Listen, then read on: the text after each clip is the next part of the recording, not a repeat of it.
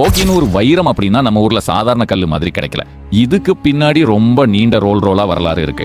முதல்ல இந்த கோகினூர் வைரம் காக்கத்திய மன்னர்கள் கிட்ட இருந்திருக்கலாம்னு வரலாறு சொல்லுது. பின்னாடி அலாவுதீன் கில்ஜி படையெடுத்தப்போ அந்த வைரம் வட இந்தியாவுக்கு போயிருச்சு.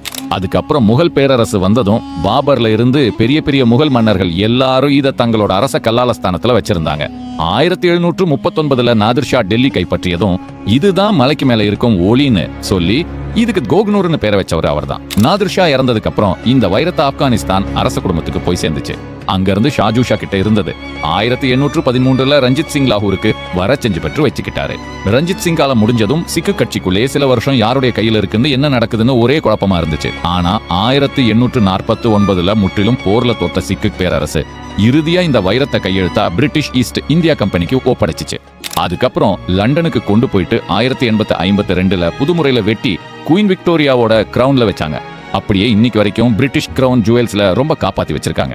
இந்த வைரம் வரலாறே ஒரு மனிதன் கையை விட்டு இன்னொரு கைக்கு போய் அரசாட்சிகள் மாறினாலும் இந்த கோக்னூர் வைரம் கதை தான் இன்னும் உலகத்துல பெரிய விவாதமா இருக்குது.